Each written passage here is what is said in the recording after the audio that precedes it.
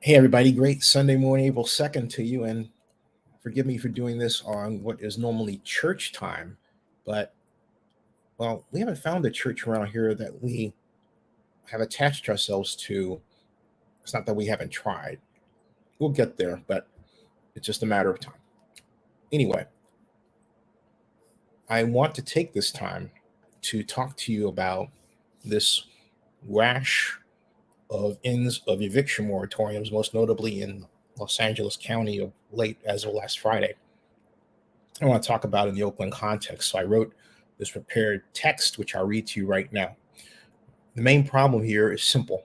Overall, government, using a big G, has forgotten that its duty is economic development and not poor people creation. One would think that decades of government policy around Keynesian economics, Keynesian economics, where the government actually deficit spends to invest in the economy, to uplift it, and thereby push it back into recovery and prosperity. That process we used to do that. One would think that was burned in American culture, right? But it appears decades of development of the idea that government pays for something that is someone else's problem has overtaken what people supposedly elect politicians to do, which is basically improve the economy, right? That is true now in California, and Oakland seems to be getting the fever. So, absent California, Alameda County, or Oakland government stepping in and paying to provide assistance to both landlords and renters on anything more than a piecemeal basis has yielded this giant problem, the massive insanity of California seeking to push out many who can't afford rent because the job market crashed, really it did, and making up the idea that rents not paid are by those who are actually working. The sad truth is worse. Scores of businesses, many of them, have been forced to close due to government pandemic policy and taken money for many small business workers, and at a time when government could have paid the businesses to close but did not do so. Remember, I kept talking about that. Hey, pay businesses to close if you're going to have them close. This is insanity. I kept saying it and saying it and saying it. Here we are, right? Here we are, okay? There's only one word for the state of affairs: crazy. Although I wrote that, I also said insanity. Another word is immoral. And yet another word is inhuman. This will officially plunge America into the place of a third world country, a failed nation resting on the democratic ideal of a recent time. America has forgotten one truth: democracy works best in a non class system where there is no permanent group of poor, and homelessness is a fantasy rather than a reality. When I grew up, I don't know about you, the idea of anyone being in such a terrible condition that they would sleep on the streets was not even heard of. But here we are, 60 years later, and we find in America where homelessness is normalized. I repeat, homelessness is normalized. And we've done this under both Democratic and Republican regimes.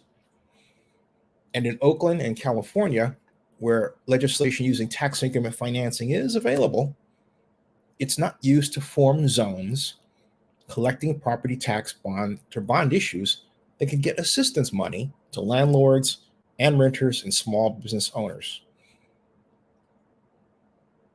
In closing, we're in a terrible place, a place where government has failed its people. Where we go from here is a matter of political will. Stay tuned. Now, I want to add on to that because I saw recently a post where Oakland District Councilman Carol Fife claimed that enhanced infrastructure financing district legislation born programs were something she talked about from day one, when she was elected. Well, the council member does a lot of talking, but I spent, and I'm not running against her, so I'm not saying it for that reason. I'm just telling the truth. I spent now 8 years advocating for the use of enhanced infrastructure financing district legislation to power programs created in Oakland for Oaklanders for our problems. The first person to actually listen after talking to me was none other than Oakland Athletics president Dave Cobble, who then partnered with Nancy Skinner and created a designer version of enhanced infrastructure financing district legislation called SB 293 Skinner. What has Carol done? Nothing. Our current mayor, Shang Tao, a year ago, met with me, but she wanted to meet to be secret. It was a Zoom meeting. And then she had homework for me, but she didn't want me to pay. They wanted to pay me to do the homework. She had no problem paying Larry Cosmot, who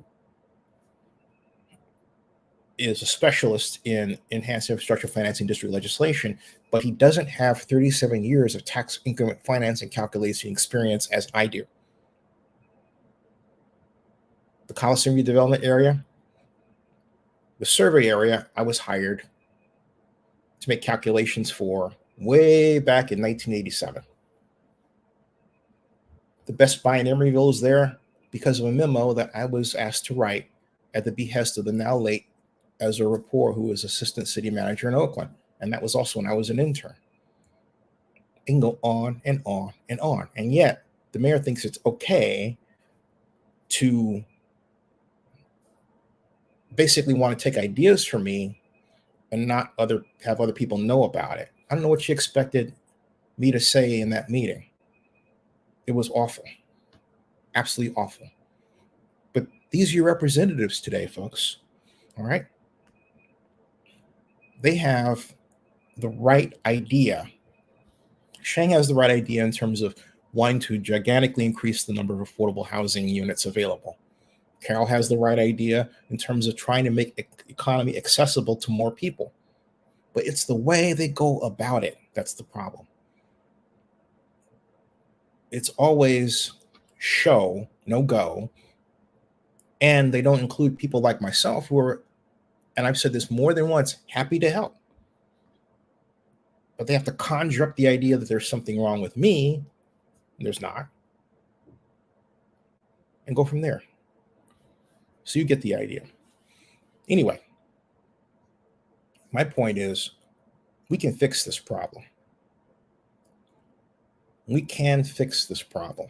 Indeed, we have to fix this problem, because if we don't, the implementation of these rashes of evictions will only cause our crime rate, which is already high throughout California, to do what? Go up. That's it. Go up. We're in a bad place, folks. So we have to, right now, stop this idea of ending eviction moratoriums because everybody else is doing it, and really understand the need to evaluate where we are economically. We're not in a good place. Consider this. We went from 3.2% growth in national gross domestic product in the third quarter of last year to then 2.6% growth the fourth quarter. Where we were the last quarter, or this quarter for 2023, is not yet determined, but the prediction is going to be barely over 1%, if that. And then I shudder to think what will happen the second quarter. Why this decline? I will tell you why. Because first of all, the pandemic caused businesses throughout the world to have their legs cut out from under them, many of them bricks and mortar.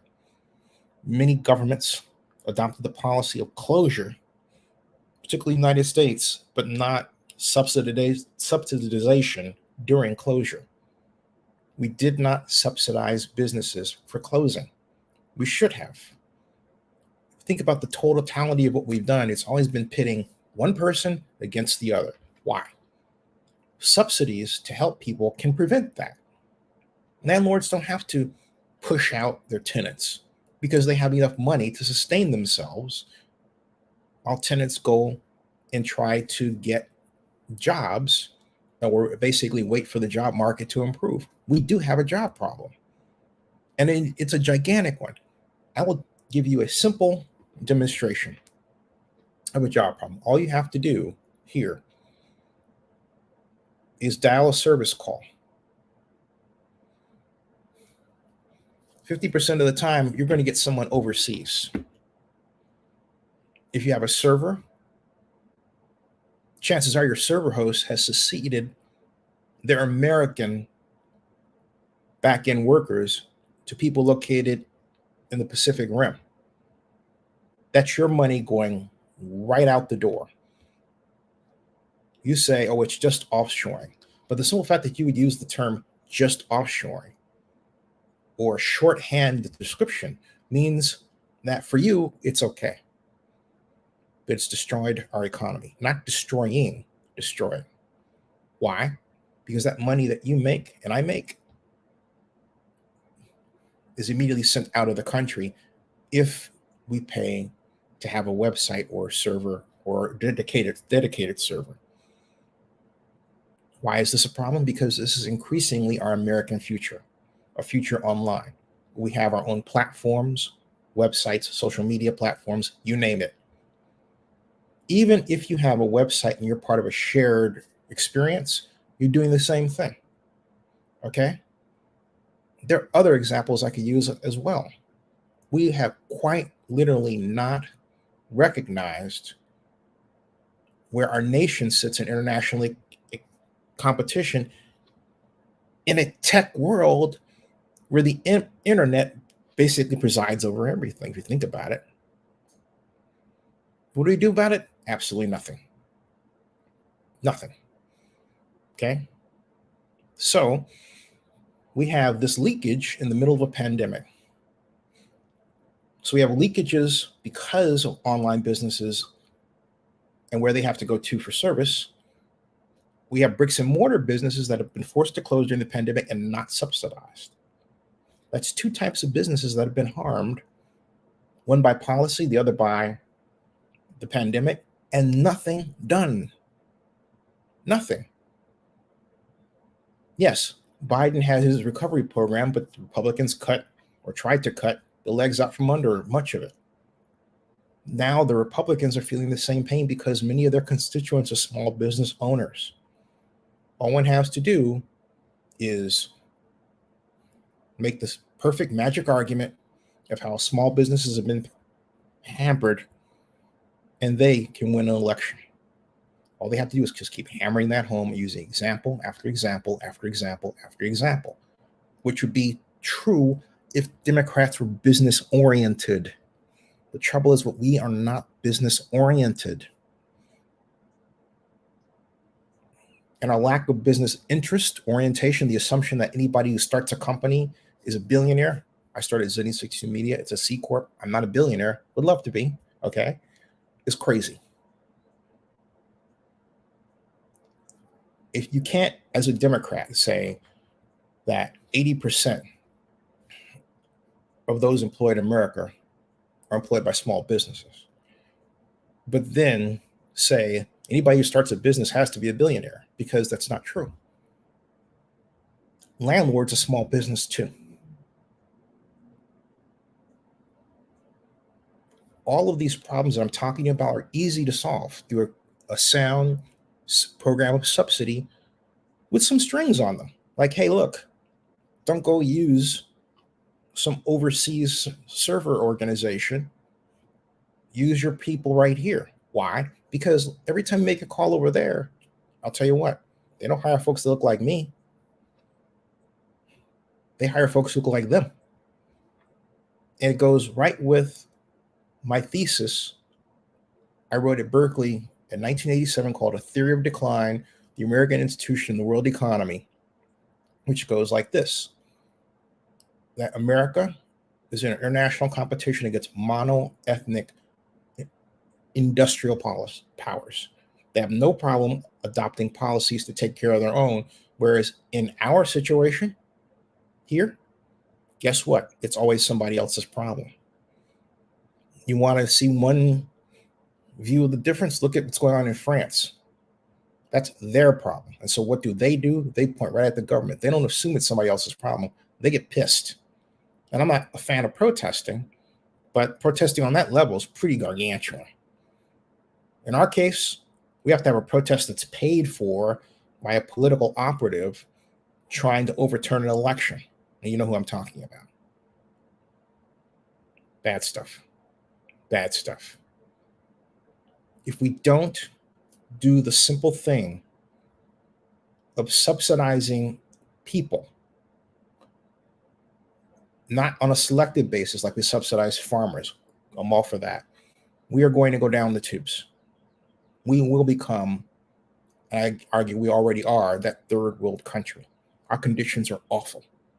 And no elected official should be taking a victory lap for doing anything in this situation. That is why I became so critical of now former Mayor of Oakland, Mayor Libby Schaaf, who's been my friend for decades. But this is beyond that. Because on her watch, she did not install the proper policies to prevent Oakland's fall. And she could have done it. She could have done it. And at the same time, our strong mayor system has hampered the professional class that would work for any mayor because they don't want to get fired. We do not have that problem in our council manager form of government in Oakland. But now we have the problem big time. Everything has become hyper politicized for no reason. Every argument goes off the rails. It takes longer to get anything done. And we have cities in California that have lapped us. And as a whole, we have had cities in other parts of the United States lap us several times in terms of implementing public-private large-scale projects like ballparks and stadiums. And to those people who say, oh, every time you spend money, it goes down the drain, not true. And that's also the child of a political argument that should have gone away a long time ago. It is not only wrong, it's highly anti-intellectual. In other words, it is antithetical to anybody who wants to look at the details of deals and realize that they're vastly different from each other. No one bothers to mention the Giants situation. They say, well, it's privately financed. Really, it's not. I'm talking about the San Francisco Giants when they built what we used to call Pac-Bell Park and now is called Oracle. All right? I can go on and on and on. The bottom line of all of this is we need to subsidize each other as business. We need to hold on to the eviction moratorium until the economy is truly recovered. You say, when is that? I will tell you when it is. We've had 2 straight quarters of growth over 3%. 2 straight quarters of growth over 3%. That's when. The last time we had growth in the recent past, it was actually fueled by the first round of payroll protection program loans and economic injury disaster loans and other pandemic-related spending, as well as President Trump's willingness to dole out this money, like it was growing on trees. Say what you will about President Trump. He got that part of the equation right. People need money in the middle of a pandemic. They need money to live and survive. He got that part right. It would be nice if Democrats got that message too. Subscribe to Zenny62 and bookmark oaklandnewsnowblog.com. That ends this broadcast.